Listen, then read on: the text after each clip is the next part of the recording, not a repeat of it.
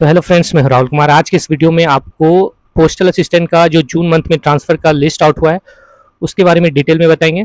किस स्टेट में कितना ट्रांसफ़र हुआ है, किस स्टेट में ट्रांसफ़र अभी भी कम हुआ है, क्या पीडब्ल्यूडी कैंडिडेट जो सीजीएल 2022 से ज्वाइन किए थे क्या उनका भी ट्रांसफ़र हुआ है या नहीं हुआ है, कौन से स्टेट में जल्दी ट्रांसफ़र हुआ है।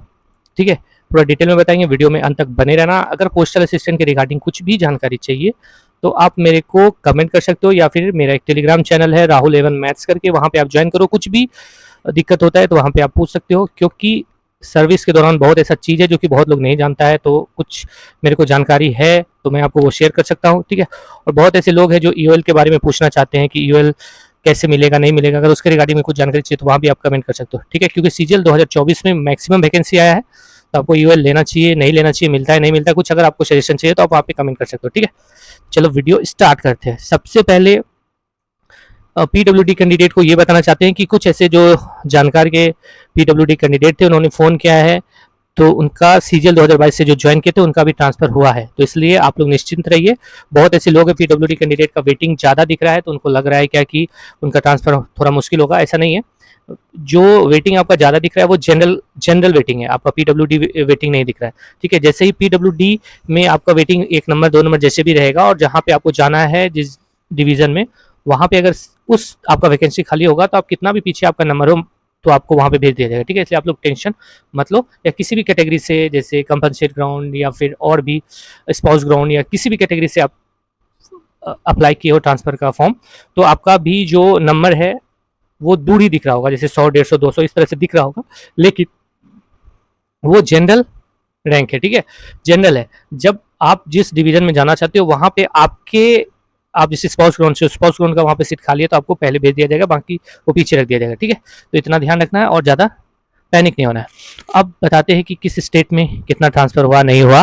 जैसे दिल्ली में इस बार भी फिर से 40 से 50 कम हुआ है। ठीक है, 40 से 50 कम हुआ है, तो 40 से 50 कम मतलब जितना भी डिवीजन है वहाँ कम हुआ है। क्योंकि देखो, दिल्ली में मात्र 8 डिवीजन है, अगर कहीं भी सीट डालती है क्या कहता है रूल 38 के लिए वो स्टेट वो डिवीजन, तो हर डिवीजन में कम होता है। ठीक है, तो इसलिए दिल्ली का तो ट्रांसफर फास्ट हो ही रहा है। इस बार अभी थोड़ा सा स्लो इसलिए चल रहा है क्योंकि इससे पहले बहुत सारा लोग वहाँ चला गया। सीजीएल 2022 से 100-150 लोगों को वहाँ पे ट्रांसफर कर दिया गया, इसलिए अभी थोड़ा सा स्लो चल रहा है। लेकिन सीजीएल 24 का जो वैकेंसी जैसे ही ट्रांसफर के लिए फ्रीज किया जाएगा, तो उस टाइम दिल्ली में भी एक ही बार में 150 लोगों का वैकेंसी क्रिएट हो जाएगा और 150 लोग एक ही बार में चले जाएंगे। लेकिन मेरे को लग रहा है सितंबर और दिसंबर तक में 150 से 200 लोग दिल्ली जाने वाले हैं। ठीक है, इसलिए उतना पैनिक नहीं होना। बहुत ऐसे लोग को लग रहा है कि दिल्ली भी फिर स्लो हो जाएगा ट्रांसफर, ऐसा कुछ भी नहीं है। ट्रांसफर तो उसी रेट से चलेगा। देखो, ऊपर से दिल्ली से ऑर्डर है कि जो भी वैकेंसी एसएससी को दी जाएगी पहले ट्रांसफर के लिए भी उसको फ्रीज करना है। अगर उससे बहुत सारे लोग का ट्रांसफर हो जाता है फिर दिल्ली के लिए भी थोड़ा सा सीट बचा के रखा जाता है। ठीक है, तो इसलिए सितंबर, अभी तो मेरे को पता नहीं कि सीजीएल 2024 का वैकेंसी ट्रांसफर के लिए फ्रीज किया है या नहीं, लेकिन जिस हिसाब से जून में ट्रांसफर हुआ है तो मेरे को तो ऐसा ही लगता है कि अभी फ्रीज नहीं किया, हो सकता है सितंबर वाले लिस्ट में फ्रीज करे और वहाँ पे मैक्सिमम वैकेंसी ट्रांसफर को दे, तो ट्रांसफर हो सकता है। ठीक है, क्योंकि सीजीएल में फिर से अच्छी खासी वैकेंसी आई है, तो पोस्टल असिस्टेंट का तो वैकेंसी उसमें होगा ही, तभी इतना वैकेंसी हुआ है। और जैसे पिछली बार हमको उड़ीसा, उत्तराखंड, झारखंड ये सब के लोग नहीं दिखे थे, लेकिन इस बार उड़ीसा में भी, उत्तराखंड में भी, झारखंड में भी बहुत सारे लोगों का ट्रांसफ़र हुआ है। और जो यूपी में बहुत सारे डिवीज़न में बहुत ट्रांसफ़र हुआ है, क्योंकि एक मेरा दोस्त दो सीजीएल 2019 से सीएचएसएल 2019 से ज्वाइन किया था, तो उसका लगभग अभी 19 सीएचएसएल 2019 से वो लोग ज्वाइन किया 2022 में, तो उसका भी वेटिंग 10 से 11 कुछ डिवीज़न में चला गया है, तो हो सकता है उसका भी ट्रांसफ़र हो जाएगा जल्दी। तो यूपी में इस बार बहुत सारा, लखनऊ डिवीज़न में 40 से 50 60 लोगों का घटा है, और बहुत सारे डिवीज़न में 10 12 15 करके घटा है, तो बहुत सारा ट्रांसफ़र यूपी में तो इस बार भी बहुत अच्छा खासा ट्रांसफ़र हुआ है। ठीक है, क्योंकि बहुत सारे लोगों का देखे, जो भी ऑफिस में यूपी से था तो उसका लोग आके बताया कि हाँ कुछ डिवीज़न में 40 50 60 भी कम हुआ है, कुछ में 7 8 9 इस तरह से कम हुआ है, तो मेरे हिसाब से ट्रांसफ़र ठीक चल रहा है। ठीक है, उसके बाद हरियाणा में भी कुछ लोगों का इस बार ट्रांसफ़र हुआ है, लेकिन वैसे ही जैसे स्लो प्रोसेस है हरियाणा का, वैसे ही स्लो प्रोसेस चल रहा है। उत्तराखंड में भी बहुत सारे लोगों का हुआ है, झारखंड में भी बहुत साथ का दोस्त था, वो उस एसबीसीओ में था पहले, और कुछ ही महीने पहले लगाया था, तो उसको इस बार गुमला कोई डिवीज़न है वहाँ पे मिल गया है। तो झारखंड में भी हुआ है, और एमपी में तो सीट है ही। एमपी का तो एक मेरे ही सेक्शन का एक लड़का था, वो 1 साल 3 महीना ज्वाइन किया हुआ था, उसका ट्रांसफर हो गया। ठीक है, तो एमपी में भी हो गया, उड़ीसा भी बता दिया आपको, झारखंड भी बता दिए, और कोलकाता का अभी तक कोई मिला नहीं है। फिर भी कोलकाता में जो कोलकाता जीपीओ, जो मेरा दोस्त एक भरा था ऑफिस का ही, तो उसका मात्र कितना घटा इस बार कोलकाता जीपीओ में, मात्र 10 से 12 ही इसी तरह कुछ घटा है। ठीक है, बहुत कम घटा है।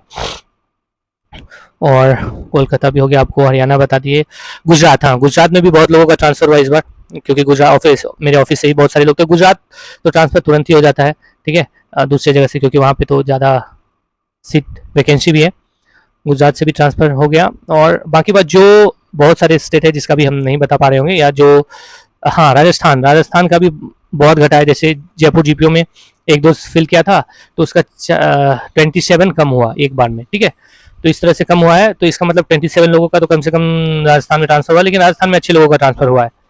ठीक है, और ट्रांसफर के बारे में आपको और कुछ बता दें कि जैसे बहुत सारे लोग ऐसा जानना चाहते हैं कि मेडिकल ग्राउंड क्या होता है। तो देखो, जैसे तुम्हारे फैमिली मेंबर, मतलब माता पिता या वाइफ है, तो वाइफ या बच्चा कोई भी है, तो उसको अगर कोई क्रिटिकल डिजीज़ है, ठीक है, तो उसका जो आपका डिस्ट्रिक्ट हॉस्पिटल है, वहाँ से सीएमओ चीफ मेडिकल ऑफिसर से लिखवा के कि हाँ इनको एक ज़रूरत है, और कुछ जो सर्टिफिकेट है वो लेके अपने डिवीज़न में जमा करोगे, तो वहाँ से आपको मेडिकल ग्राउंड हो जाएगा। मेडिकल ग्राउंड जैसे स्टेटस आपका होगा, तो आपको ट्रांसफर होने में जनरल कैटेगरी से ज़्यादा बेटर रहेगा।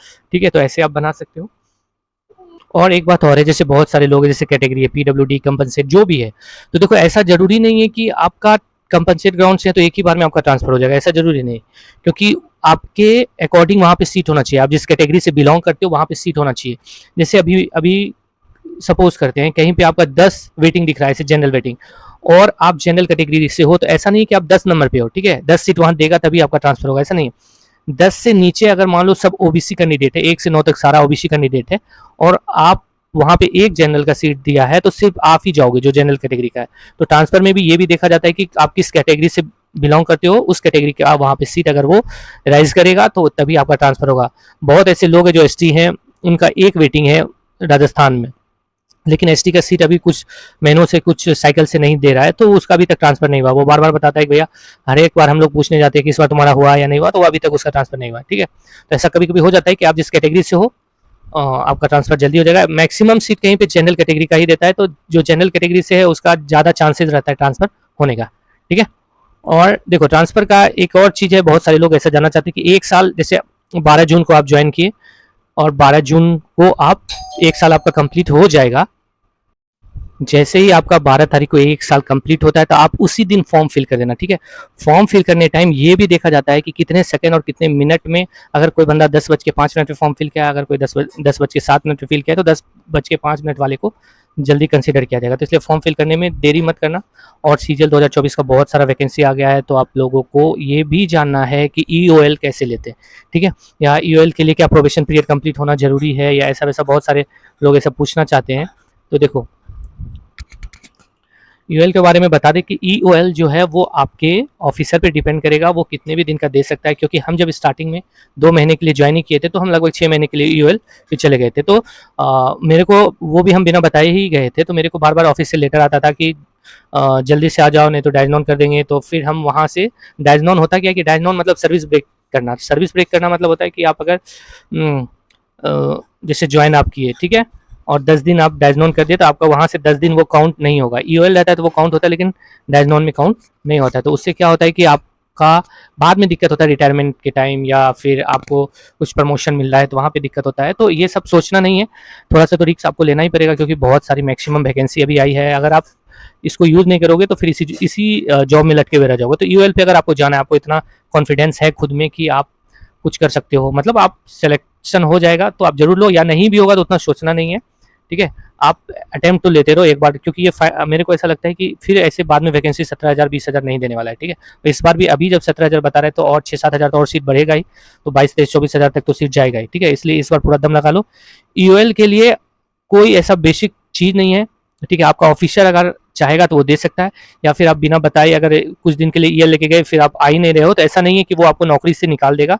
वो आपको ज़्यादा से ज़्यादा चार्जशीट देगा, चार्जशीट में इंक्रीमेंट रुकता है। ठीक है, या फिर डायजनॉन करेगा, डायजनॉन में सर्विस ब्रेक होता है, इससे ज़्यादा कुछ नहीं कर सकेगा। ठीक है, और हाँ, घर पे अगर वो लेटर भेजता है या मेल करता है, तो आप कुछ ना कुछ रिप्लाई दे दो, मम्मी बीमार है या जैसा भी है आपके अकॉर्डिंग कुछ रिप्लाई दे दो, बस रिप्लाई जरूर देना। ठीक है, बहुत ऐसे लोग होते हैं कि जो कि रिप्लाई नहीं देते, रिप्लाई जरूर देना।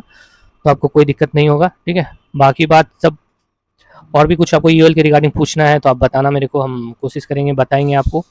और हाँ, बस इतना ध्यान रखना है कि यूएल पे जाओगे तो थोड़ा मतलब कुछ क्योंकि कहीं के जैसे दूसरे डिवीजन में एएसपी या आपका जो सुपरिटेंडेंट है वो थोड़ा खरूस रहता है, तो उसकी वजह से वो थोड़ा बहुत कुछ कर सकता है, तो करेगा बस इतना ही है, 2-3 चीज़ कर सकता है, चार्जशीट दे सकता है, डायग्नोन कर सकता है, ठीक है, ये सब चीज़ कर सकता है, इससे ज़्यादा कुछ नहीं। और जब भी आपके घर पे ऑफिस से लेटर जाएगा, आप रिप्लाई जरूर देना, ये सबसे इंपॉर्टेंट चीज़ है, ठीक है, क्योंकि वो आपके पास प्रूफ रहेगा। और हो सके तो बाय कोई भी चीज़ मतलब ऑफिस को लिखना तो बाय पोस्ट जरूर भेजना, बाय पोस्ट और ईमेल जरूर करना, ठीक है। तो इतना कर दोगे तो आपको फिर बाद में कोई दिक्कत नहीं होगा, क्योंकि होता क्या है कि अपने यहाँ भी लोक अदालत ऐसे लगता है, अगर आपको कोई सुपरिटेंडेंट या कुछ भी परेशान कर रहा है तो आप वहाँ पे वो आप बोल सकते हो, या फिर यूनियन के थ्रू वहाँ पे आप फाइट कर सकते हो कि आप बता सकते हो कि हाँ हम ऑफिस को बताए थे हम इतने दिन नहीं आ पाएंगे, या जो भी है, ठीक है। प्रूफ बस अपने पास रखना है। और यूएल के लिए कोई ऐसा जरूरी नहीं कि प्रोबेशन पीरियड रहना ही चाहिए या कंप्लीट होगा तभी मिलेगा, ऐसा कुछ भी नहीं, आप एब्सेंट हो सकते हो। बाकी बात आपको थोड़ा बहुत आप भी अपने ऑफिस में सबसे पता लगा लेना क्या करना चाहिए नहीं करना चाहिए। मेरे हिसाब से मेरे ऑफिस के अकॉर्डिंग हम बताएं, मेरा ऑफिस थोड़ा सा किसी भी चीज़ के मामले में लिबरल है, ठीक है, ज़्यादा स्ट्रिक्ट एक्शन तुरंत में नहीं लेता।